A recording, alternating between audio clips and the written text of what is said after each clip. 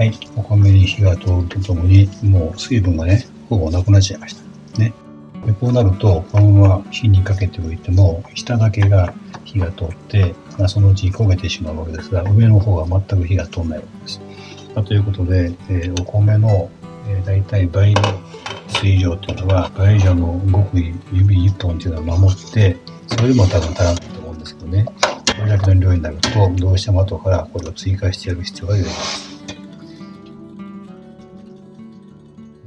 1杯2杯ぐらい追加しますか。は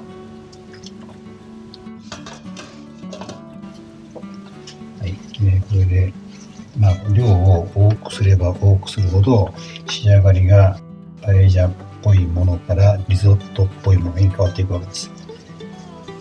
パエリアっていうのは基本的には多少、芯が残っているものです。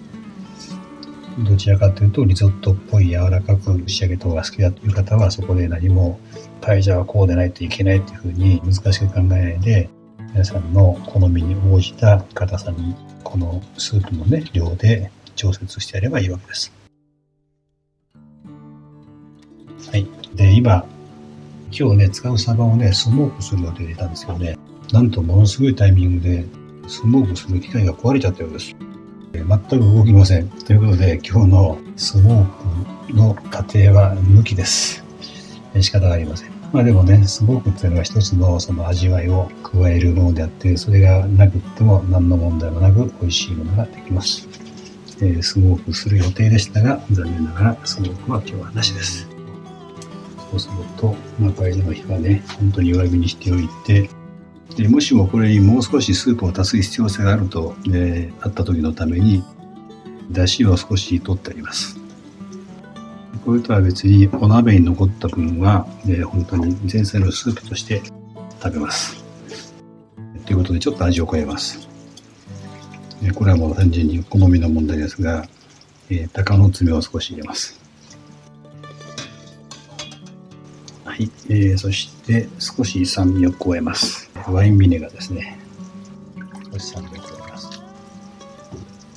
はい、そして火を大きくして沸騰させます。こちらは時々かき混ぜてやります。パエリア用のね、この柄のついてないお鍋で普通はやるんですが、ここで使っているパエリア鍋がもう15年ぐらい使ってますかね。とうとうね、ダメになっちゃったんですよ。なんかキュッキュ言ってますね、この鍋はね。とうとうダメになっちゃったんで、新しいのを買ってこないと使えないようです。ということで今日は普通のフライパンを使用しています。はい、基本的にもうこれでお米ベースの分は出来上がってるわけです。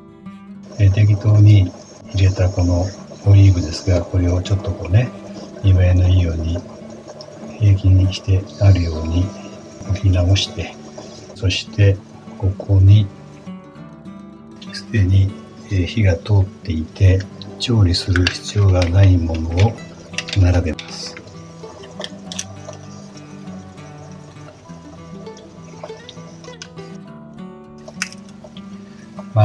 なんでしょうね。料理っていうのは、食べることだけを優先して、行うんであれば、ムール貝のこの殻を全部取ってしまって、盛り付けた方が食べる人にとっては食べやすいに決まってるんですよね。ただ、その目で楽しむ、目で食べるっていうね、そういう考え方もありますから、多少はこういうことも、あっていいと思います。ただその毎回ムール貝1個食べるたんびにね、この殻から外して手を汚して、それもね結構大変だと思うんですよ。で、そういうことを防ぐためには飾り付け用のムール貝だけ、なんていうんですか、殻を残しておいてね、それ以外のムール貝はもう殻から外してしまっていいのかなと私なんかは思います。これ最初に炒めておいて火が通り過ぎないように出しておいた野菜ですね。これをここに並べてみましょ盛り付けはね、私なんかよりもセンスのいい方たくさんいらっしゃるでしょうから、こんなの全然真似する必要ないですよ。気まぐれでやってるもんですから、全く皆さんが、より上手に飾っていただければいいと思います。はい、例えばこんな感じで置いてみましょう。そして飾り付けにこんだけ殻付きのムールが置いたら十分でしょう。これは殻を取っておいたやつです。食べやすいですよね。これを少し並べてみましょう。こんな感じでね。多分パエリア鍋を家に持ってらっしゃる方は、出来上がった時そのパエリア鍋ごとドーンとね、テーブルに持って行って、はい、できましたよと、見せてあげると、やっぱりお客さんもね、喜ぶでしょうし、そういう意味では、そういう見せ方も大事だと思います。ということで、もう今日はお皿に盛っちゃおうかなとね、最初から思ったんですけども、できる範囲でやってみましょう。こんだけ残しても仕方ないですから、全部抜けちゃいますよ。そして、これに、本当はね、今日の予定ではスモーク、この袋でスモークをして、スモークしたサバを使う予定でしたが、残念ながらスモークの機械がストレージです。仕方がないので、スモークなしのサバを一旦ですよ。最終的にはこれで終わりじゃないんですが、豪快に、ここに置いたムーが隠れちゃいますけども、いいでしょう。豪快に置きます。はい、そして今パエリアの火を切りました。火を切ってここに蓋をしておきます。蒸らし時間です。これで少し置いておきます。そうすると、冷めていた、最初の野菜炒めもムール貝もそれから少し冷たかったサバも温まるでしょう、ね。これで蒸らし時間として置いていきます。その間に何をするかというと、前菜ですね。はい、ここに最初に火を通したミニトマトとサバの尻尾の部分と、そしてムール貝を一つ置きました。ここに上から熱いスープをかけます。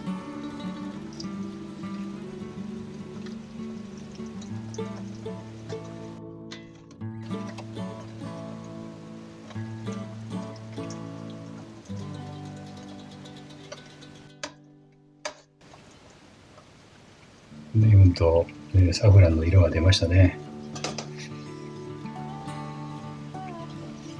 はい、そして気持ちですね。緑を1枚添えておきましょうか。緑と赤でね、こうやって真ん中に置いてもいいですし、これ皆さんのセンス次第です。はい、こんな感じで今日の夕食はこれをいただき終わった時にはこっちの蒸らしの時間が終わってます。じゃあまずはスープをいただくとしましょう。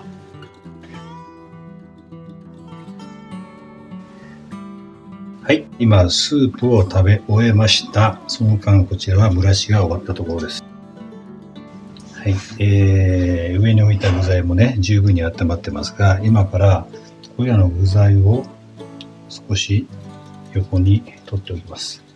こんな感じでね。そして殻付きのもの、これもパエリアの盛り方っていうのはね、基本は、こういったものは全部ここから外します。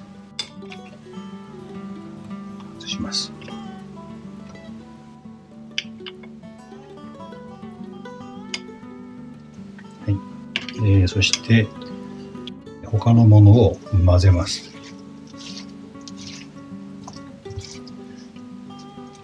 こうすることによって、いろんな中の具材が混ざるのと、それから必ずお米の火の通り具合が場所によってばらつきが、ありますから、それを均一にね、全体的に混ぜて、火の通りが少ないところが一箇所に固まらない。基本的には表面にあったお米が一番火が通ってないんですよね。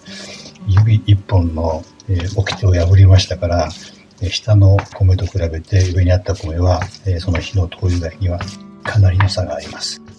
それを食べるときにあまり感じなくするために、天地をひっくり返すわけではありませんが、全部混ぜるわけです。こういう形でね。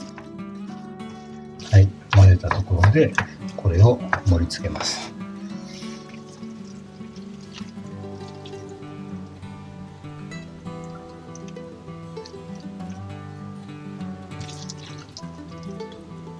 よいしょ。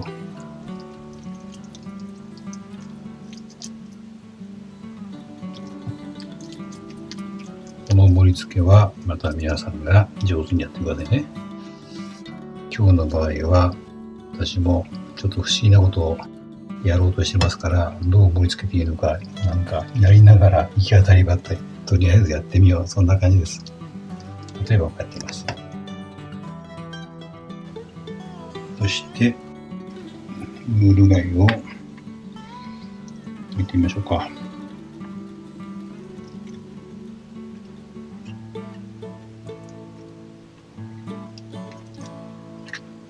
3つぐらい。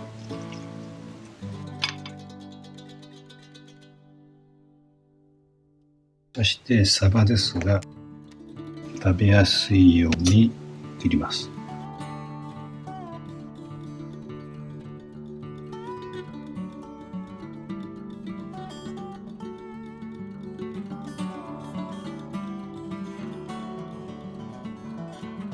ちゃんと切れる包丁を出したらいいんですけどね。もう今日はこの包丁でやっちゃいます。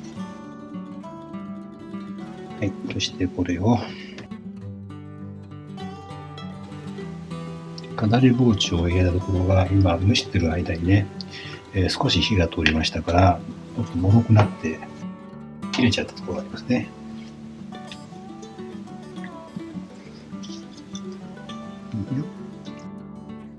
はい、このまま食べても、十分に美味しいんですが、好みで表面を少し炙ります。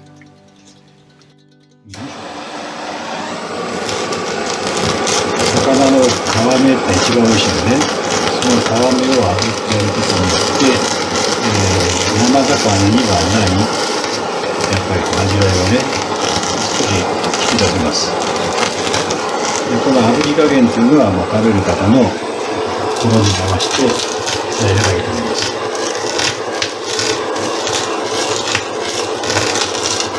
最初から生は全く嫌だという方はもう焼いてしまってね、焼きサバを乗っければいいと思います。でこれで、魚の裏面はほぼ生です。表面、表の表面だけが少し炙った感じ、いわゆる松笠作りのような感じですね。こんな感じで、こうやって写真撮れますかね。めっちゃ綺麗。はい、ということで、サバのサフランスープは、皆さんの見えないところで食べちゃいました。燃やしてる間にね。で今から、この炙り様のパエジャをいただきたいと思います。皆さんと乾杯できればいいんですが、とりあえず動画の中から乾杯。ブルエダの白ワインです。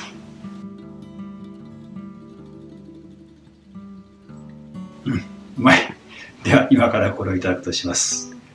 今日も最後までご視聴ありがとうございました。